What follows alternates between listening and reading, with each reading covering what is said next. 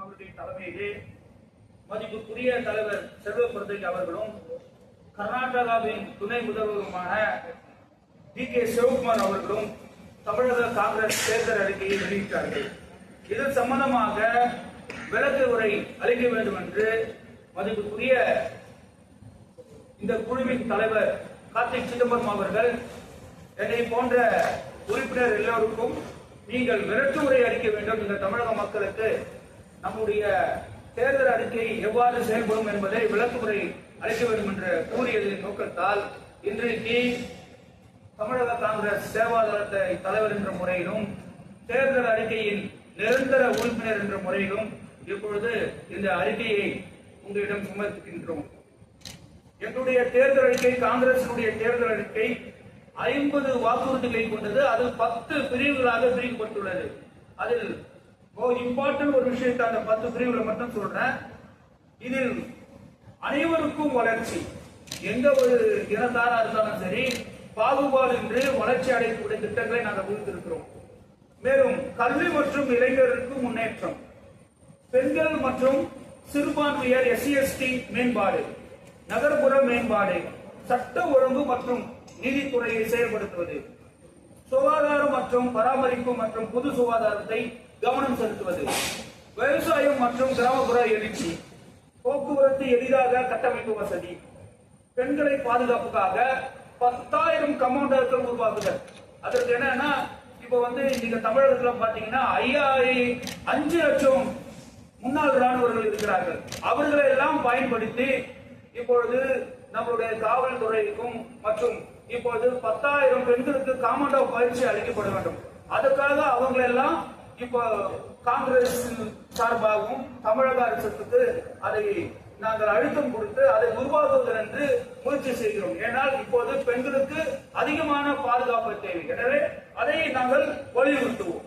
மேலும் சுற்றுச்சூழல் மற்றும் எரிசக்தி மற்றும் சுற்றுலா போன்றவரை மேம்படுத்தல், இது ஒரு 10 முக்கியமான ஒரு பிரிவுகளால 50 வாக்குறுதிகளை நாங்கள் கொண்டு வந்திருக்கிறோம். அதில் முக்கியமாக என்ன பண்ணா, ஒரு அஞ்சல் அட்டை போன்ற இந்த மாதிரி ஒரு அஞ்சல் அட்டை, இது கோடிக்கணக்கா மக்களுக்கு போய் சேரப்போகுது. இதுல என்னன்னா, முக்கியமா பாத்தீங்கன்னா இந்த அஞ்சல் அட்டையில முக்கிய தலைப்புகளை ஒரு 5 தலைப்பு போட்டிருக்கிறோம். அது இங்கிலீஷ்லயும் இருக்குது, தமிழ்லயும் இருக்கு. இந்த 5 தலைப்புகளை பாத்தீங்க அப்படின்னு சொன்னா, அனைவருக்கும் அடிப்படை வருமானம் அப்படி பாத்தீங்க அப்படின்னு சொன்னா, அதுல ஒவ்வொரு குடும்பம் மாதம் 2,000 ரூபாய் அவங்களுக்கு கிடைச்சிடும். அதுல யாருக்குமே நோ ரேஸ் நோ கேஸ்ட் எதுவுமே கிடையாது, எல்லாருக்குமே 2,000 ரூபாய் கிடைக்கும். அதுக்கப்புறம் பாத்தீங்கன்னா பெண்கள் வங்கிகளில் கணக்கில் நேரடியாக டெபாசிட், இதுல புரோக்கர் சிஸ்டமே இருக்காது. மூணாவது பாத்தீங்கன்னா அனைத்து குடும்ப அட்டைதாரர்களுக்கும் இந்த திட்டம் பொருந்தும். இப்ப கிரீன் கார்டு, அந்த ரெட் கார்டு, ஒயிட் கார்டு அந்த மாதிரி சிஸ்டமே இருக்காது. டோட்டலா இந்த காங்கிரஸ் அறிக்கையில என்ன தெளிவா சொல்றோம் அப்படின்னு சொன்னா, அனைத்து குடும்ப அட்டைதாரர்களுக்கும், ஏன்னா ஏற்கனவே இந்த பிரச்சனை நிலவி கொண்டிருக்குது நாட்டுல, தமிழகத்துல. அதை நாங்க சீர்படுத்துறோம். அனைத்து குடும்பங்களுக்கும் குடும்ப அட்டைதாரர்களுக்கும் இந்த திட்டம் பொருந்தும். அதுக்கப்புறம் பாத்தீங்க அப்படின்னு சொன்னீங்கன்னா, 2வது பாயிண்ட், 300 நாட்களில் 3 லட்சம் வேலை வாய்ப்புகள், அரசு வேலை வாய்ப்புகள் நிரப்பப்படும். அதுல பாத்தீங்கன்னா அரசு துறைகளில் உள்ள காலி இடங்கள் நிரப்பப்படும். அதுக்கப்புறம் துறை வாரியான காலி பணியிடங்கள் வெளியிடப்படும். எங்க காலி இடங்கள்லாம் இருக்குது அதை கண்டுபிடிச்சு மக்கள் மத்தியில அதை வெளியிடப்படும். வெளிப்படையான பணி நியமனம் கால அட்டவணை உருவாக்கப்படும். யார வேணா பாத்துக்கலாம். அது எல்லாம் சொல்லணும்னா ஒரு ஃபுல்லா டிரான்ஸ்பரன்சி இருக்கும். அதுக்கப்புறம் பாத்தீங்கன்னா 3வது, சாலை விபத்து மரணங்கள் அகற்ற தமிழ்நாடு ராபிஸ் இல்லாத தமிழகமாக உருவாக்கணும். சாலை விபத்து இல்லாத அளவுக்கு கொண்டு வரக்கூடாது. அதுவரை ராபிஸ் 100% 2030க்குள்ள அது சரிப்படுத்தணும். அதுக்கு குண்டு குழியும் இல்லாத சாலைகள், வாகனம் ஓட்டுறதுக்கு வெகுமதி மற்றும் அபராத முறையும் சரிப்படும். கரெக்டா அவங்க பண்ணாங்கன்னா அவங்களுக்கு வெகுமதி கொடுக்கப்படும். தப்பா அவங்க ஆக்சிடென்ட்டும் மற்ற காரியங்களை குடிபோதையில செலுத்துவார்கள் என்றால் அவங்களுக்கு அபராதமும் விதிக்கப்படும். மேலும் 2030 ஆண்டுக்குள் 100% நாய்களுக்கு தடுப்பு ஊசி மற்றும் கருத்தடையும் செய்யப்படும். அதுக்கப்புறம் பாத்தீங்கன்னா 4வது முக்கியமான பாயிண்ட், தமிழகத்தை உலக அளவில் ஆன்மீக சுற்றுலா மயமாக மேம்படுத்துவோம். பாத்தீங்கன்னா முக்கியத்துவம் வாய்ந்த வழிபாட்டு ஸ்தலங்களில் வரலாறு மற்றும் ஆன்மீக சிறப்பை எடுத்து கூறுவோம். இணையவழி முன்பதிவு வசதி மற்றும் பலமொழி பேசும் வழிகாட்டுதல், பாரம்பரிய சுற்றுலா, கைவினைகள் மற்றும் உள்ளூர் பாரம்பரிய உணவுகள். அதுக்கப்புறம் நீங்க பாத்தீங்கன்னா 40,000 புதிய காவலர்கள் நியமிக்கப்படும்.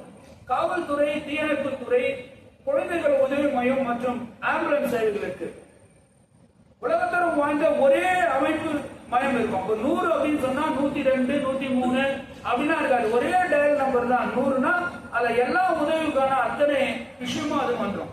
அதை விட குறிப்பாக சொல்ல போனா 10,000 பெண் கமாண்டோக்கள். அதாவது முதலே நான் சொன்னேன், 10,000 பெண் கமாண்டோக்கள். அது பெண்கள் பாதுகாப்பு மட்டும் கிடையாது, மற்ற விஷயத்தையும் பார்த்துப்பாங்க.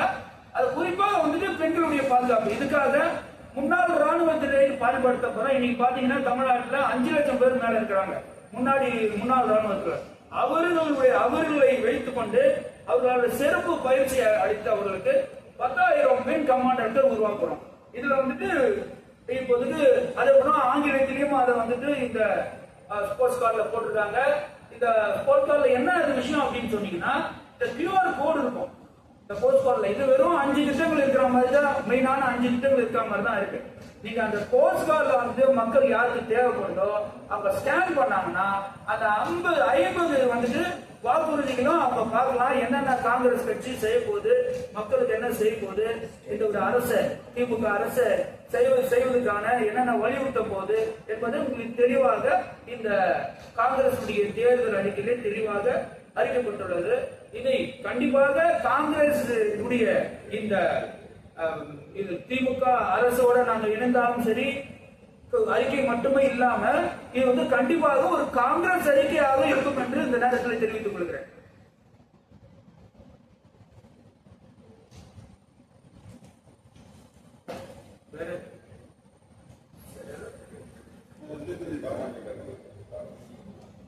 தொகுதி மறுவீட்டு பத்தியில என்ன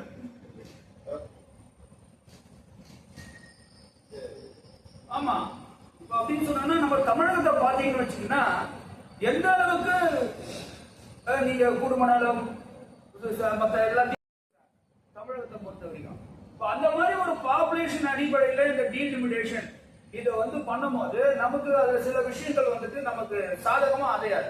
அதனாலதான் இதை வந்து ஒரு குறிப்பாக வந்துட்டு இன்னைக்கு தமிழகத்தின் முதல்வர் திரு மு.க. ஸ்டாலின் அவர்களும் காங்கிரஸ் கட்சியினுடைய தலைவர்கள் அவர்களும் எல்லாருமே எதிர்க்கிறாங்க. ஏன்னா இந்த இப்போ வந்து நம்முடைய தேர்தல் நடந்து கொண்டிருக்கும் சமயத்துல, அது தமிழகத்திலும் சரி வெஸ்ட் பெங்காலையும் சரி தேர்தல் நடந்து கொண்டிருக்கும் சமயத்துல அது குறிப்பாக நம்மளுடைய திசை நம்மளை திருத்த வேணும். அது ஏதாவது உள்நோக்கத்துடன் இன்றைக்கு 16, 17, 18 3 நாட்களும் வந்து அதை கூட்டிருக்காங்கன்னா கண்டிப்பாக வந்துட்டு அது தமிழகத்துக்கும் மற்றும் அவர்களுக்கு பிஜேபி ஆளாத மாநிலங்களுக்கு ஏதாவது ஒரு கேடு விளைவிக்க வேண்டும் என்ற ஒரே ஒரு காரணத்தால்தான் இன்றைக்கு பிஜேபி அதை கொண்டு வந்திருக்கிறாங்க. இந்த 300 நாட்கள்ல வந்து அரசு காலி பணியிடங்கள்லாம் நிரப்பப்படும் சொல்லியிருக்கீங்க. ஏற்கனவே இப்ப திமுக 5 வருஷம் ஆண்டிருக்காங்க, அவங்களே 40,000 அரசு காலி பணியிடங்கள்லாம் நிறுத்தியிருக்காங்க. வாக்குறுதி வந்து 1 லட்சம் கொடுத்துருந்தாங்க. நீங்க எப்படி இந்த 300 நாட்கள்ல நிறைவேற்ற போறீங்க? என்ன திட்டங்கள் வச்சிருக்கீங்க? அதுக்கு மனசு இருந்தா மார்க்க முடியும். Simple answer. ஓகே, அப்ப திமுகவுக்கு மனசு இல்லைன்னு அப்படின்னா நாங்க சொல்ல வரோம், நாங்க அழுத்தத்தை கொடுப்போம். இப்ப என்ன சொல்ல வரோம் அப்படின்னு சொன்னா, நாங்க அழுத்தத்தை கண்டிப்பா கொடுப்போம். இதுதான் முதலே சொல்லியிருக்கேன். இது வந்து இந்த தேர்தலுடைய அறிக்கை மட்டும் கிடையாது, இது காங்கிரசினுடைய அறிக்கை. இது கண்டிப்பாக நாங்க நிறைவேற்றுவோம். அப்படி கூட்டணி அரசோடு இருந்தாலும் அவங்களுக்கு உண்டான அழுத்தத்தை கொடுத்து நிறைவேற்றும். அதுல எந்த மாற்று கருத்துமே கிடையாது. திமுக சார்பில் வந்து 8,000 ரூபாய் கூப்பன் கொடுக்கறது தொடர்ந்து சர்ச்சையா இருக்கு. நிறைய இடத்துல விநியோகம் பண்ணிட்டு வராங்க. நீங்க கூட்டணி கட்சியில இருக்கீங்க, இதை எப்படி பாக்குறீங்க? நம்ம நல்ல விஷயம் தானே சார். அது வந்து மக்களுக்கு வந்து ஒரு எல்லாருமே வந்துட்டு அதனால வந்து பிரோஜனம் அடையக்கூடிய விஷயம் தான். நான் வாக்குறுதி கூப்பன் இப்பயே விநியோகம் பண்றாங்க. தேர்தல் ஆணையம் சொல்லியிருக்கு இப்பெல்லாம் பண்ணக்கூடாது, சட்ட ரீதியா நடவடிக்கை எடுக்கப்படுது. இருந்தாலும் இவங்க இப்ப கூப்பன் விநியோகம் பண்ணி இருந்தாங்க. இதே எப்படி பாருங்க. இல்ல அததான் நான் சொல்றேன். கூப்பனை வந்துட்டு ஸ்டாப் பண்ணிருப்பாங்க. அது தெரியாம அதை பத்தி எனக்கு சரியா தெரியல. என்னுடைய பார்வையில அது நடந்ததாக எனக்கு ஒன்றும் தெரியல. காங்கிரஸ் பார்வையில அது பொதுவாக அப்படிங்களா கையில் வந்து எல்லா ஊடகத்தையும் வந்து செய்தி அப்படின்னா இந்த அரசே அவங்க மேல கூட இன்னைக்கு கூட கே நகர்ல முதலமைச்சர் அப்படின்னா அது அவங்க மேல கண்டிப்பா இந்த அரசு நடவடிக்கை இல்ல எடுக்கும். சார், 5 வருஷம் ஆண்டிருக்காங்க. இன்னமும் கூப்பன் கொடுத்தா ஓட்டு வாங்குற நிலைமையில இருக்குதா? அப்படிலாம் ஒண்ணும் இல்ல சார். நிறைய நலத்திட்டங்களை இந்த அரசு செய்திருக்குது. அதனால வந்து கண்டிப்பா வந்து இல்ல, அதுதான் சொல்றேன். அது வந்து அதான் சொல்றேன். காங்கிரசினுடைய பார்வைக்கு அது இல்ல. நீங்க சொல்றீங்க நடந்திருக்கலாம், இல்லைன்னு நாங்க மறுக்கல. ஆனா அதுக்கான என்ன நடவடிக்கை கண்டிப்பா இந்த அரசு எடுக்கும். அதுல எந்த மாற்று கருத்துமே கிடையாது. காங்கிரஸ் பார்வைக்கு உங்களுடைய தெரியும். தேர்தல் அறிக்கை வந்து ஆமா. அரைச்சமாவே உங்களுடைய தேர்தல் அறிக்கை அரைச்சமாவே அரைச்ச மாதிரி இருக்கு. இப்ப புதுசா ஒரு கட்சி சொல்றாரு, ஏஐ தொழில்நுட்பத்துக்கு தனி அமைச்சரகம் உருவாக்குவேன், ஏஐ தொழில்நுட்ப கல்லூரி கொண்டு வருவேன். அடுத்த கட்டத்தை பத்தி தேர்தல் அறிக்கை அவருடைய வாக்குறுதி எல்லாம் இருக்கு. நீங்க 40,000 இடத்தை திறப்போம், இன்னும் வந்து எல்லாமே அரைச்சமாவே அரைச்சிட்டு இருக்கீங்க. புதுசா இப்ப சார் தேர்தல் அறிக்கை அவர் சொல்ல போறீங்க. சார், அரைச்ச மாவன் எப்படி சார் சொல்றீங்க? இப்போ நான் என்ன சொல்றேன், 10,000 கமாண்டர்களை வந்து பெண்கள் கமாண்டரை உருவாக்கணும்னு சொல்லிட்டு தெளிவா சொல்லியிருக்கோம். அது எப்படி சார் அரைச்ச மாவன் இருக்கும்? 10,000 பெண்கள் ஆளுங்கட்சியா இருந்தது நீங்க தான் சார். ஆமா. திமுக கூட்டணியில் அங்க வைத்தது காங்கிரஸ். அந்த 5 ஆண்டு காலத்துல ஏன் அதை செய்ய முடியல? அல்ல. இப்ப அதே வாக்குறுதியா கொடுக்குறீங்க. ஆமா சார், அப்ப வந்து இந்த 10,000 பெண்கள் இல்ல பெண்களுடைய கமாண்டர் உருவாக்கணும்னு சொல்லிட்டு எந்த வாக்குறுதியும் இல்ல. இப்ப நாங்க கொண்டு வந்திருக்கோம். அதுக்கான அழுத்தத்தை கொடுக்கிறோம். பெண்களுக்கான பாதுகாப்பு கேள்விக்குறியா இருக்கு தமிழ்நாட்டுல அப்படிங்கிறது எல்லாரும் சொல்லிட்டு இருக்காங்க. இன்னைக்கு திமுக தலைவர் ஸ்டாலின் மேடையில வச்சுட்டு பிரேமலதா விஜயகாந்தே பேசியிருக்காங்க. தமிழ்நாட்டுல பெண்களுக்கு பாதுகாப்பு இல்ல அப்படின்ற விஷயத்த நேரடியா பேசியிருக்காங்க. எரி நான் ஆட்சிக்கு வந்தா பண்ணுவேன்னு சொல்லியிருக்கீங்க. அப்படி பெண்களுக்கு பாதுகாப்பு இல்லாம இருக்கும்போது ஏன் இதை நீங்க திமுக சொல்லல? அப்பவே ஏங்க இல்ல இல்ல அதுல நாங்க வந்துட்டு அதை வலியுறுத்திட்டு தான் இருக்கிறோம். எங்களுடைய முதல்ல இருந்து அந்த 18-17 எம்எல்ஏக்கள் கண்டிப்பா அதை வலியுறுத்திட்டு தான், அதுல எந்த மாற்று கருத்து கிடையாது. அதனாலதான் எங்க வாக்குறுதியில இதை வந்து நாங்க ஸ்பெஷலா கொண்டாந்து இருக்கோம்.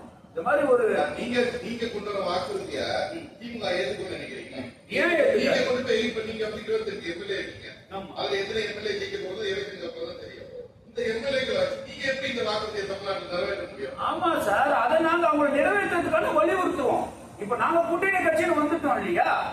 கூட்டணி கட்சின்னு அவங்க கூட வந்துட்டோம் இல்லையா? எங்களுடைய வாக்குறுதியை அவங்க வந்து பரிசீலனை பண்ணலன்னா அப்புறம் என்ன கூட்டணி கட்சிக்கு அர்த்தம் இல்லை இல்லையா?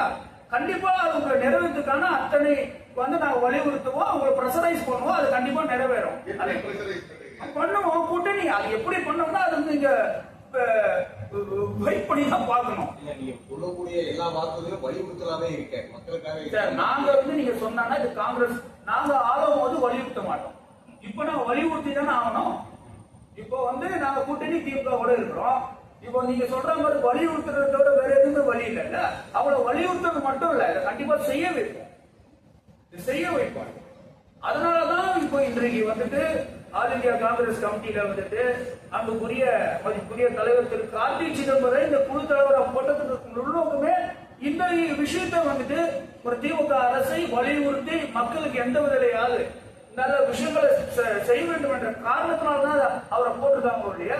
டிஃபரெண்டா இருக்கு. நீங்களே பார்த்திருப்பீங்க, நிறைய தேர்தல் வாக்குறுதி பல தேர்தலில் வந்து வந்திருக்கலாம். ஆனா இந்த தடவை அந்த மாதிரி இல்லாம இப்போ ஏன் உதாரணத்துக்கு நான் சொல்றேன், இப்போ வந்து தமிழகம் முழுவதும் என்ன மாதிரி வந்துட்டு 30 பேர்கிட்ட இந்த குழுவில் இருக்கும்.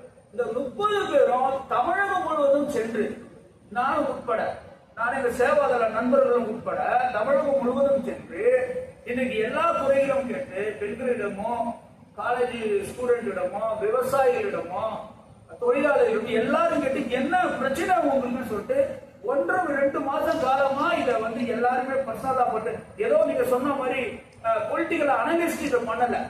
நாங்க ஒர்க்கர் காங்கிரஸ் கட்சியினுடைய ஒர்க்கர் வந்துட்டு ஒரு களத்துல இறங்கி அவங்களுடைய என்னென்ன பிரச்சனை பார்த்துதான் இந்த அறிக்கையை தயாரிச்சிருக்கோம். எப்படியோ வந்து மத்த மாதிரி தயாரிக்கல. அதனால கண்டிப்பா அவங்க வழி எங்களுக்கு நல்லா தெரியுது. அதற்கான இது ஒரு போராட்டம் தான். மக்கள் வழியை எப்படியாவது போக்கணும்ன்ற போராட்டத்துல தான் இந்த தேர்தல் அறிக்கை நாங்கள் முன்னாடிப்போம். கண்டிப்பா இது எப்படியும் நிறைவேறுன்ற வகையிலே நாங்கள் போராட்டமும் அழுத்தத்தையும் இந்த அரசுக்கு கொடுப்போம். இந்த காங்கிரஸ் அரசுன்னு ஒண்ணு வந்தா அது நீங்க கேட்கிற கேள்விக்கு எல்லாமே விடைபெறும். ஓகே சார், தேமுதிக பொதுச் செயலாளர் பிரேமலதா அவங்க முதலமைச்சர் வச்சுக்கிட்டே பெண்களுக்கு பாதுகாப்பு இல்லைன்னு பேசியிருக்காங்க. நீங்க தமிழ்நாட்டுல திமுக ஆட்சியில பெண்களுக்கு பாதுகாப்பு இருக்குங்கிறீங்க இல்லைங்கிறீங்களா? காங்கிரஸ் பார்ட்டி கண்டிப்பா பாதுகாப்பு எப்படி இல்லைன்னு சொல்ல முடியும்? பாதுகாப்பு இருக்குங்கிறீங்க. நேற்று கூட திருவள்ளூர்ல மீஞ்சூர்ல ஒரு பொண்ணை 3 பேர் சேர்ந்து போய் வெட்டியிருக்காங்க. நீங்க எப்படி பாதுகாப்புன்னு சொல்றீங்க சார்? நீங்க வந்து சொல்றது எப்படின்னா வந்து ஒரு பிளான் பண்ணி ஏதோ வந்து ஒரு இன்சிடென்ட் அது வந்து அது வந்து அதெல்லாம் வெளியில தெரியல இன்சிடென்ட் அதுக்கெல்லாம் பாதுகாப்பு நம்ம கூடாதெல்லாம் சொல்ல. நீங்க தவறா புரிஞ்சிக்க கூடாது என்னுடைய ஆன்சர்.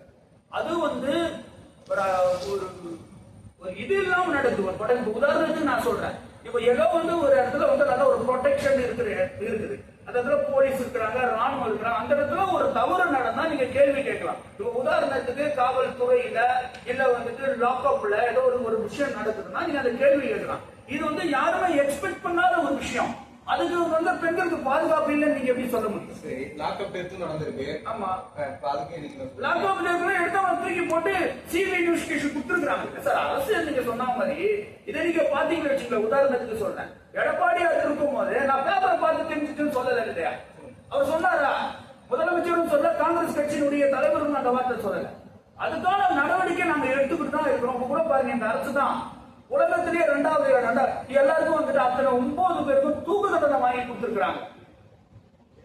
நீங்க எடப்பாடி பேப்பர் பார்த்து தெரிஞ்சதா ஒரு குறிப்பிட்டீங்க. அதே சமயம் திமுக தேர்தல் வாக்குறுதியில நீட் தேர்வு எடுத்து இந்த மதுக்கடைகளை குறைக்கப்படும், சிலிண்டருக்கு மானியம் 100 ரூபாய் அப்படின்னு அடுக்கடுக்கான வாக்குறுதி எல்லாம் கொடுத்தாங்க. அந்த வாக்குறுதி எல்லாம் நிறைவேற்றவே இல்லை.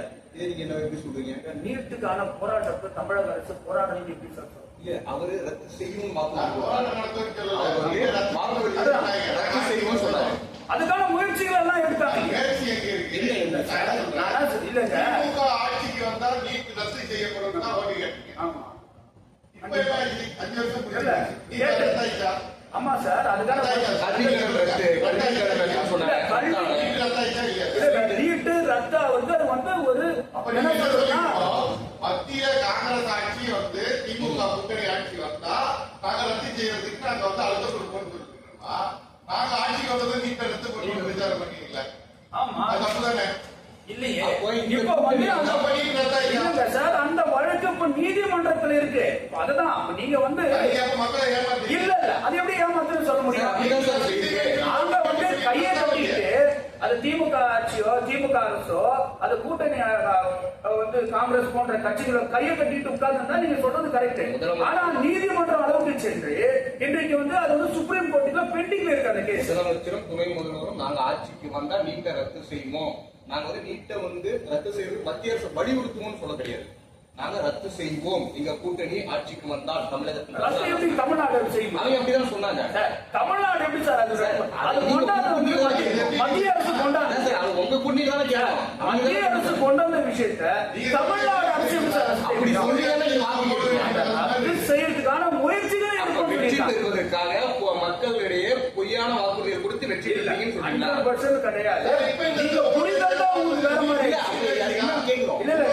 புரிதல் தான் வேற மாதிரி அதை ரத்து செய்யறதுக்கான முயற்சிகள் எடுப்போம். அதுக்கான முயற்சி இந்த வரைக்கும்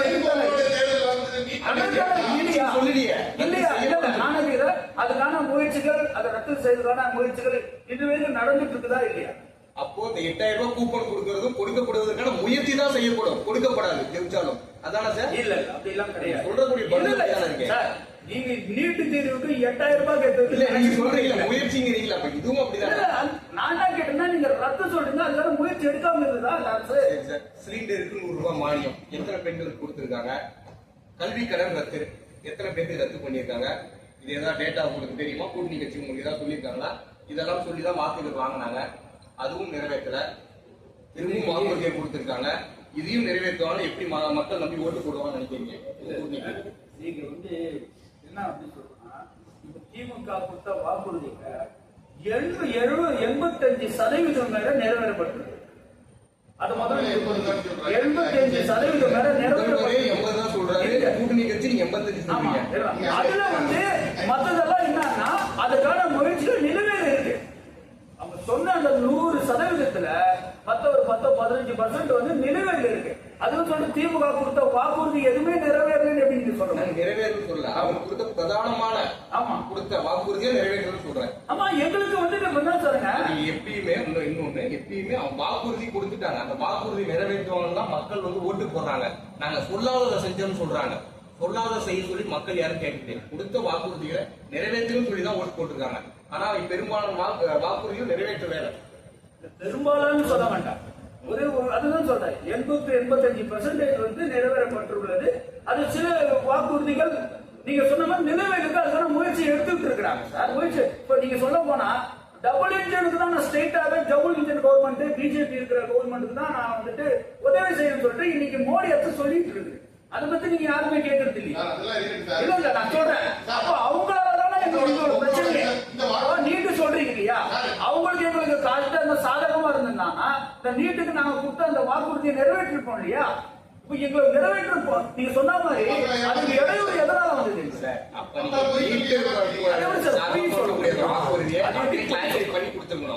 அப்படி அதே மாதிரி மகளிருக்கு அந்த உரிமை தொகையும் இவங்களுக்கு எல்லாத்துக்கும் தெரியும், கிளியரா தெரியும். அனைத்து பெண்களுக்கும் மகளிர் உரிமை தொகை வழங்கப்படும் சொல்லிதான் வாக்குறுதி கொடுத்துதான் ஓட் வாங்கினாங்க. அதுக்கப்புறம் தகுதி உள்ள மகளிர்களும் கொண்டாந்தாங்க. அதே மாதிரி இப்ப கொடுக்கக்கூடிய அந்த வாக்குறுதியில திரும்ப தகுதி அதுக்குன்னு ஒரு தகுதி கொண்டாந்து இப்படி மக்களை ஏமாத்தி ஓட் வாங்குற மாதிரி தானே இருக்கு. கண்டிப்பா கிடையாது. இப்போ நீங்க சொல்ற மாதிரி அது மாதிரி அனைத்து குடும்ப அட்டைதாரர்களுக்கும் திட்டம் பொருந்தும் சொல்லிட்டு அது மாதிரி எதுவுமே மென்ஷன் பண்ணு. நீங்க சொல்ற மாதிரி மகளிருக்கு உரிமை தொகை வழங்கப்படும் தான் சொல்லியிருந்தாங்க. அதுக்கப்புறம் நீங்க சொல்ற கிளாஸஸ் கொண்டாங்க. ஆனா இப்ப நாங்க தெளிவா எங்களுடைய தேர்தல் தெளிவா சொல்லியிருக்கோம். அனைத்து குடும்ப அட்டைதாரர்களுக்கும் இது வழங்கப்படும் தெளிவா சொல்லியிருக்கோம். அப்ப என்ன அர்த்தம்?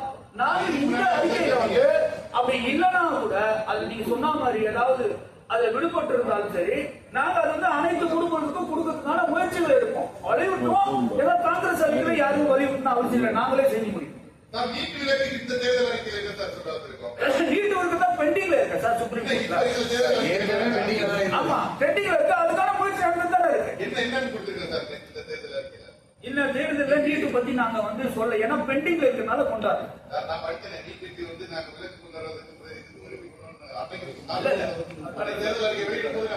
ஆமா ஆமா அது என்ன ஆமா அது என்ன இல்ல இல்ல இல்ல அப்படி சொல்லாதீங்க. என்னன்னா அந்த நீட்டு தொடர்பா அதுல வந்து விலக்கு அளிக்கிறதுக்கு நடவடிக்கை கொண்டு அறிக்கை இருந்துச்சு சார். நீங்க அதுல எதுவுமே இல்லைங்களா? இல்ல இல்ல அது நான் சொல்லுங்க நிலவில இருக்கிற விஷயத்த வந்துட்டு இப்ப நம்ம பேச முடியும். ஆமா சார், அதுக்கான முயற்சி உங்க முடியல. அது கோர்ட்ல வந்து அது ஒண்ணு இது பண்ணல, முடிச்சு அந்த கேஸ முடிக்கல, உங்க நிலவில தானே இருக்கு. அது இன்னும் முயற்சி எடுக்கணும்னு சொல்லிருக்கோம். வேற அதை அவங்க அப்படியே சொல்லிருக்கோம், முயற்சி எடுக்கணும்னு சொல்லிருக்கலாம். ஆட்சிக்கு வந்தவனே ரத்து செய்யணும்னு சொன்னவங்க தான் நாங்க இந்த கேள்வி கேட்க வேண்டியதா இருக்கு. ஆட்சிக்கு வந்தாலும் எப்படி சார் ரத்து செய்ய முடியாது? மத்திய அரசு கொண்டு வந்த திட்டம். அதான் சார், மத்திய அரசு ஆட்சி கொண்டு வந்து எப்படி ரத்து செய்ய முடியும்? கூட்டணி கட்சி தான் இருக்கீங்க, திமுக நீங்க தான் இந்த கேள்வி கேட்கலாம். எப்படி நீங்க சொன்னீங்க?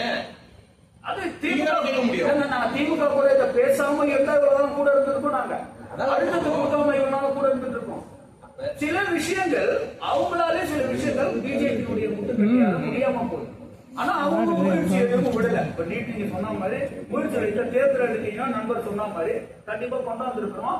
அதையும் கண்டிப்பா வந்துட்டு இப்ப நிலவேல இருக்கிறாங்க. அதுக்கான உண்டான வேலையை நம்ம செய்ய இன்னும் மேலும் மத்திய அரசுக்கு அழுத்தத்தை கொடுக்கும். அது இல்லாம இன்னொரு விஷயம், இன்னொரு 2 வருடம் 3 வருடத்துக்கு அப்புறம் காங்கிரஸ் கட்சி தான் வந்து மத்தியில அமையும். அப்ப நீங்க கேட்கிற கேள்வி எல்லாம் இந்த நீட்டு எல்லாம் நீங்க சொல்ற ரத்து செய்யப்படும். நீங்க கேட்கிற கேள்வி வந்துட்டு இந்த மத்திய பிஜேபி அரசு இருக்கிறனாலதான் இது பிரச்சனையா இருக்கு. நீங்க கேட்கிற கேள்வி இன்னும் 2-3 வருடத்துக்கு பிறகு காங்கிரஸ் ஆட்சி கண்டிப்பா வரும். அப்ப நீங்க கேட்கிற அந்த நீட்டு முழுமையாக ரத்து செய்யும். தமிழகத்துல தேர்தல் பிரச்சாரம் வந்துருச்சு. மோடியே கிட்டத்தட்ட ஒரு 4-5 தடவை வந்துட்டாரு. ஆனா ராகுல் காந்தி ஒரு தடவை கூட இன்னும் தமிழகத்தை வரல. தேர்தல் அறிவிச்சதுக்கு அப்புறம் இன்னும் காங்கிரஸுக்கும் திமுக இடையே அதிருப்தின்னு ஒரு விஷயம் போயிட்டு இருக்கு. உண்மையிலே இருக்கா? அதனாலதான் பதிலியா அவரு அதெல்லாம் இல்லவே 100% இல்ல. அது ஹைகமாண்ட் டிசிஷன் அப்படின்னு சொன்னோம்னா அது ராகுல் காந்திக்கும் என்ன சொல்றதுன்னா நம்ம கார்கேஜிக்கு தான் தெரியும் என்ன விஷயம். அந்த ஹைகமாண்ட் டிசிஷன்ல எந்த காரணத்துக்கோசம் அவர் இங்க வரலன்றது நம்மளால சொல்லணும். தொடர்ந்து அதாவது சொல்றாரு, தமிழ்நாட்டுல திமுக கூட்டணி ஆட்சிக்கு வர்றதுக்கு வாய்ப்பு இல்லை, அதனாலதான் ராகுல் காந்தி வந்து தமிழ்நாட்டுக்கு வராம இருக்காரு அப்படிங்கிற ஒரு குற்றச்சாட்டு பரவலாவே இருக்கு. அதெல்லாம் ஒண்ணுமே கிடையாது. நல்ல உடன்பாடு இருக்கு திமுகவோட, எங்களோட உடன்பாடு இருக்குது.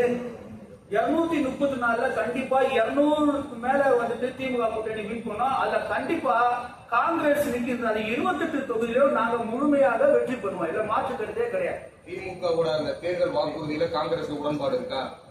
கண்டிப்பா இருக்கு.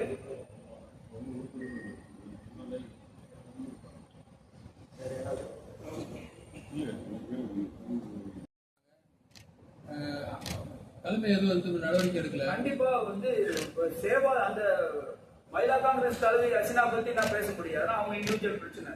ஆனா சேவாதளத்தை பத்தி சீட்டு தர்றது வருத்தம் இருக்குது. ஆனா வருத்தம் இருந்தா மட்டும் அந்த கட்சியை வந்துட்டு எடுத்து புறக்கணிச்சுட்டு போக முடியாது இல்லையா?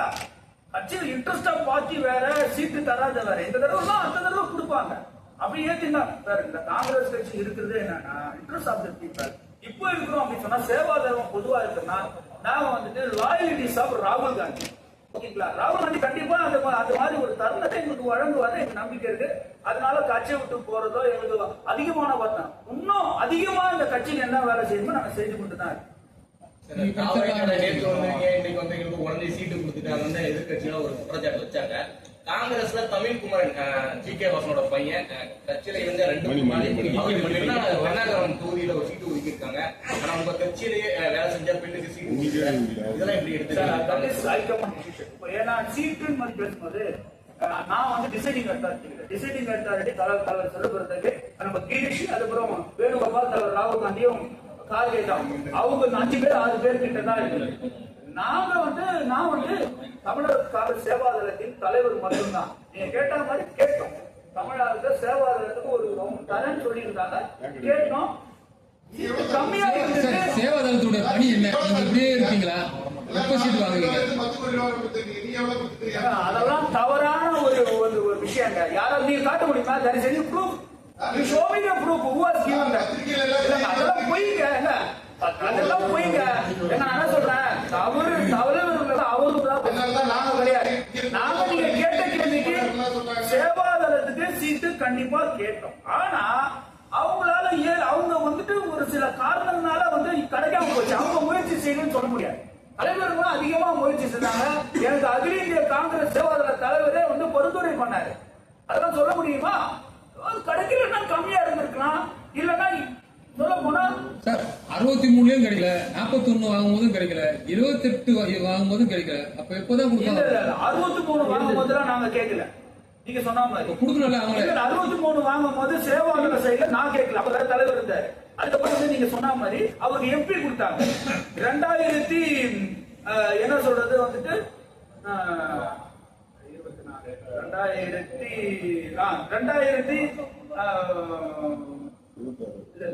2016 வந்துட்டு 2016 எம்பி சீட்டு கொடுத்தாங்க. அதனால காங்கிரஸ் கட்சி கொடுத்தாங்க, இருந்தது கொடுத்தாங்க. எப்படி இல்லைன்னு சொல்ல முடியும்? அதனால தலைவர்கள் எல்லாம் பழி சமர்த்ததுலாம் நாங்க இல்லை. தலைவர்களிடம் கட்டளைகளை ஏற்றுட்டு பணி செய்யறதுன்னா காங்கிரஸ் சேவாதான் இருக்கு. அது அகில இந்திய இருந்தாலும் சரி, தமிழகத்துல இருந்தாலும் சரி, இது டிசிப்ளின் போர்ஸ். ஒரு பார்ட்டியே ஒரு டிசிப்ளின். நாங்க வந்துட்டு ஒரு எந்த விஷயத்தையும் வந்துட்டு உரிமைகளை கேட்போம். அது இல்லாத பட்சத்துல அதுக்கெல்லாம் போராட்டம் பயங்கரமா பண்ண மாட்டோம். பண்ணிட்டு கிடைக்காத பட்சத்துல அவங்க சொல்ற கட்டளை எடுத்து பார்க்கணும்னு போராட்டம் பண்ணீங்க சார். அது கேட்டது சார், அது கேட்டது. ஓகேங்களா? இப்போ இல்லைன்னு சொல்லும் போது நாங்க தவறான ரூட் எடுத்துக்கல. இன்றைக்கு கூட வந்துட்டு இன்னைக்கு வந்துட்டு இந்த தேர்தலில் வந்துட்டு கடினமா ஒர்க் பண்ணிட்டு இருக்கிறோம். வெற்றி வாய்ப்புக்கு எங்களுடைய கட்சியினுடைய வேட்பாளர்கள் மட்டும் இல்ல, இந்த கூட்டணி கட்சியினுடைய வேட்பாளர்களுக்காக காங்கிரஸ் சேவாதளம் தமிழகம் கடினமா ஒர்க் பண்ணிட்டு இருக்காங்க. அதுல எந்த மாற்று கருத்தும் இல்ல. அதனால உரிமையை கேட்கறதுல தவறுன்னு நான் சொல்ல முடியாது. அதனால கேட்டோம். சரி இல்லைன்னு பார்த்தா தலைவர் சொல்றாங்க பாத்துக்கலாம், அவ்வளவுதான். Simple logic. காங்கிரஸ் சேவாதளம் இருக்கிறது இன்ட்ரெஸ்ட் ஆஃப் தி பார்ட்டி. ரெண்டாவது வந்து we are the loyalist of ராகுல் காந்தி. அது பொதுவா வந்து தமிழக காங்கிரஸ் சேவாதளம் இஸ் a loyalist for ராகுல் காந்தி. எங்க தலைவர் என்ன சொல்றாரு அதை கேட்போம். தலைவர் பாத்துக்கலாம், குதிங்கன்னா குதியும், உட்காருனா உட்காருங்க, நின்னா நில்லுங்க. we will see next time தான். அதனால எங்களுடைய போராட்டம் மீது இந்த கட்சி இன்னும் நல்லா வரணும், ஆட்சிக்கு வரணும்ன்ற போராட்டம் சொல்றேன். கண்டிப்பா வந்து தொடர்ச்சியாக இருக்கும். அதுல நான் காம்ப்ரமைஸ் பண்ணிக்க மாட்டேன். நீங்க சொல்ற மாதிரி உரிமைகளை சில நேரத்துல கேட்கும். அதுல எந்த மாற்று கருத்தும் கிடையாது.